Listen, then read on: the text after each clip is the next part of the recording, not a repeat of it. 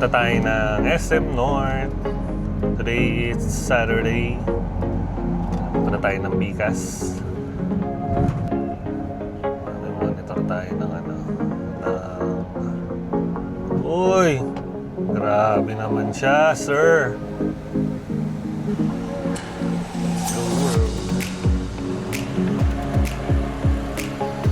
Sir, thank you, sir. Hello, guys. 1:20 na, nandito pa rin kami pambihira. Hindi pa kami nakakaligo ng PSB Road. Bad trip. Finally, nandito na kami sa Mindanao. Grabe. 2:40. Ayan, check. Hindi ako.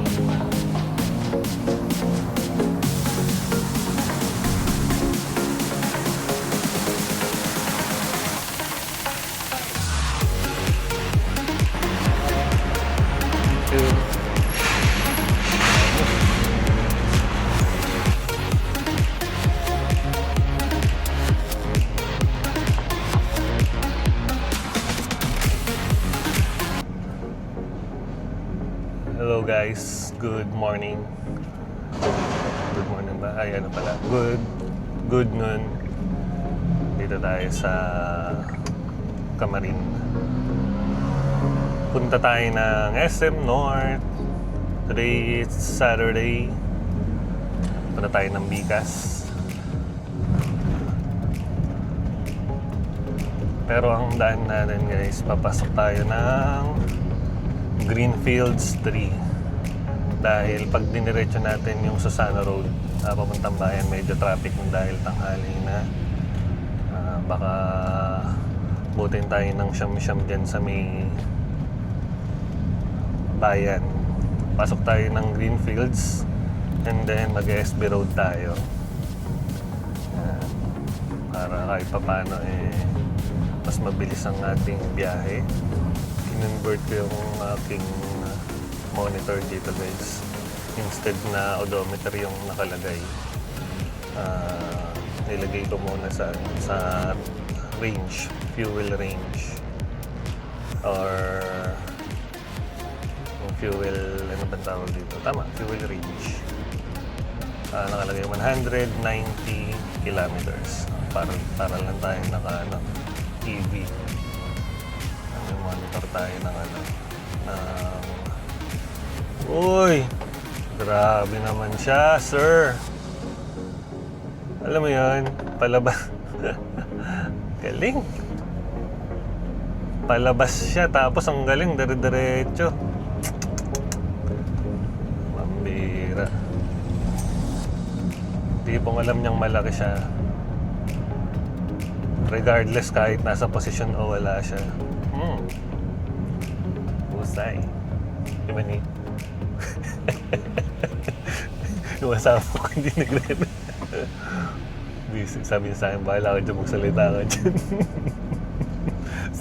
Seryoso. Ay naku, nakakainis yun na. Nabungadan tayo, kaka-play pa lang natin ng video na no? Ang tindi guys, wag natin kagayahin mga ganun technique. Ay nako, tindi. Kasi kalimutan na natin focus tayo sa ating pagdadrive. Ayan, dito tayo sa Bicas. Birang-bira na kami dumaan dito. Dumadaan lang kami dito pag pupunta kami ng Ayan, SM North, pagka mamamalengke sa bayan, pero bihira din. Anong oras na yung time of arrival natin? 12:56. 12:56. Ang oras ngayon ay 12:56 daw, nandun na kami sa SM North. Mabilis-bilis yung biyahe. Buti konti yung sasakyan ngayon. Usually pagka Sabado, marami ng sasakyan Buti ngayon hindi ganun kadami. Sana wag naman din talaga ganun kadami mamaya pagka dating na namin ng Mindanao. Oo. Mali pala ako ng ano, forecast. Ba't ganun? Dami palang sasakyan. Ay, nabutan pa. So, tayo sa Deparo, sa Sana Road. Tapos shortcut na tayo dyan sa Greenfields 3. Kasi meron din actually shortcut doon sa may bago ka dumating ng bayan. Pwede kang pumasok ng Millionaires Village. Tapos lalabas ka ng harap ng Save More. Pwede naman. Kaya lang mas ano yung mukhang mas matagal bago tayo makarating doon sa Millionaires dahil nga ano, ang daming sasakyan. At least yung Greenfields dito lang sa Bukana. Pasok na tayo. Ayan. Fuel range natin 188 kilometers. Ayan. Ilang bar to? 5 bars. Pinaabante niya tayo nung traffic enforcer. Kahit pula. Pero okay lang yun, siya naman nagpaabante. Yan. So, let's go. Let's go world. Let's go world. Yes sir, thank you sir.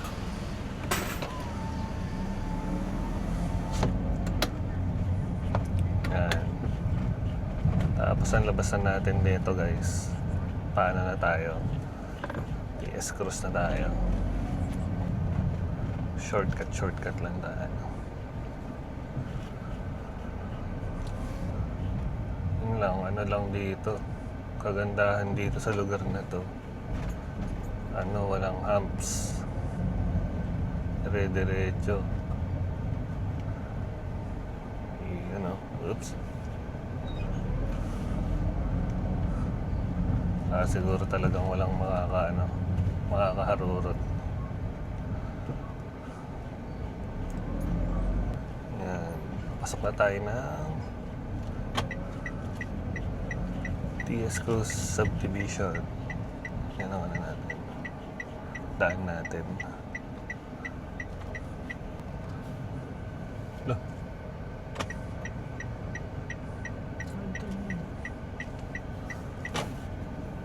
Daan lang. Dito. Aray ko. Nakita. Humps pala dun.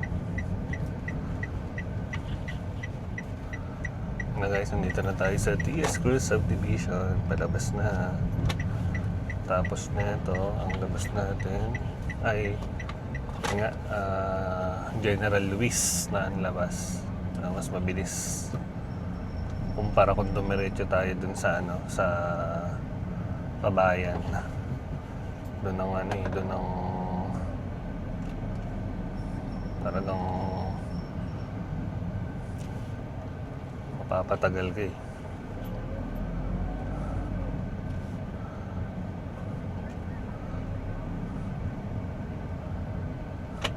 Tapos, dito na tayo. Alright.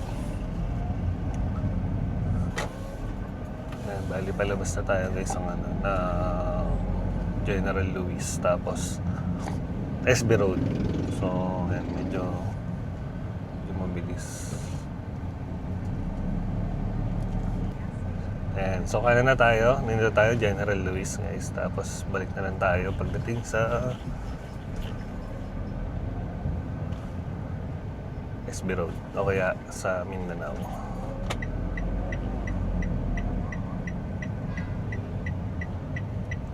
Let's go.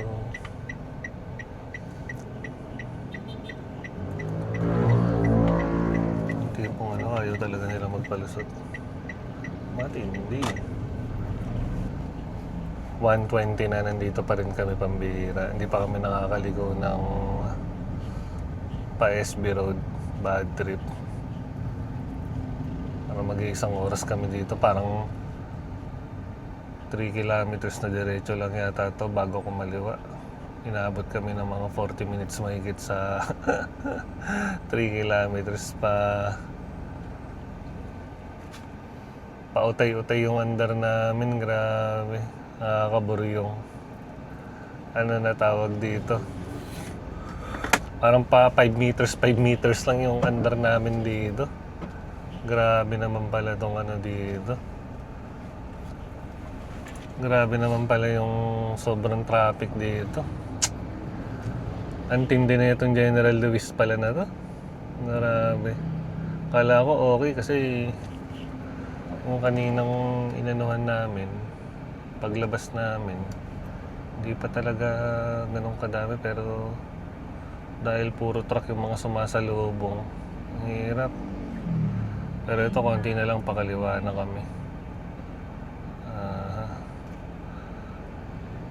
Grabe, halos 1 oras dito sa 3 kilometers na kahabaan, o mga 4 lang yata, 3 o 4 kilometers to.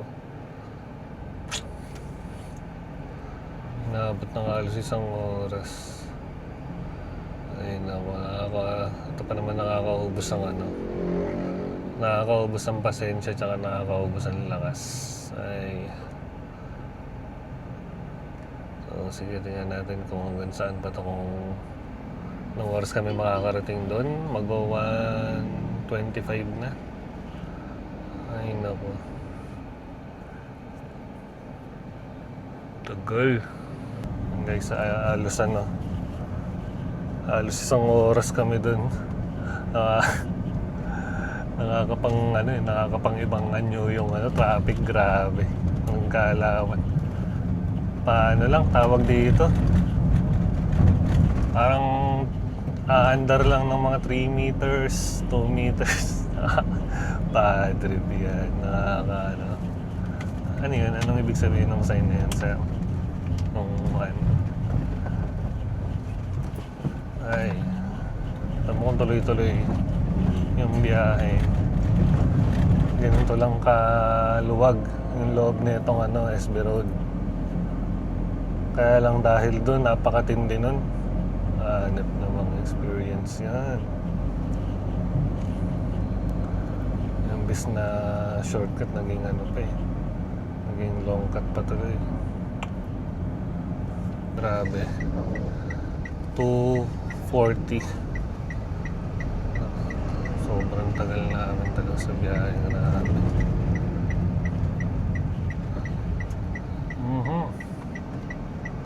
Talaga, mga sasakyan.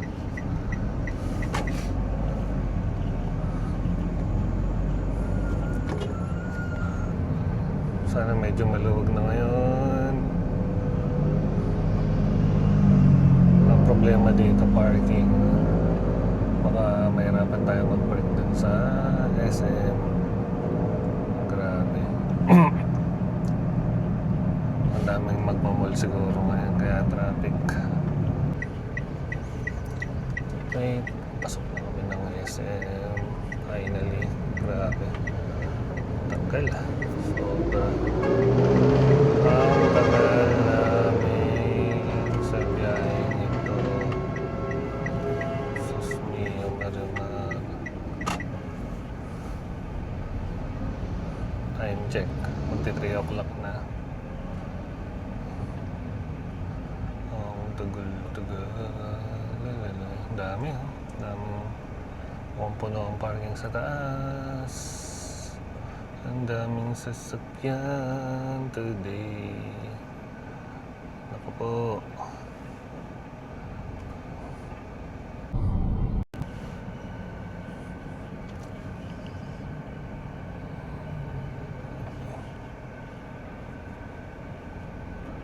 Solid ang traffic today.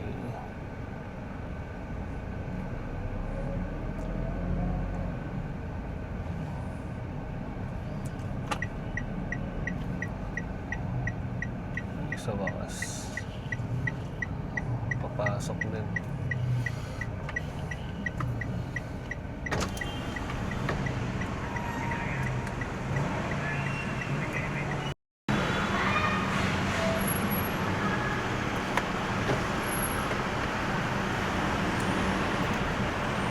you.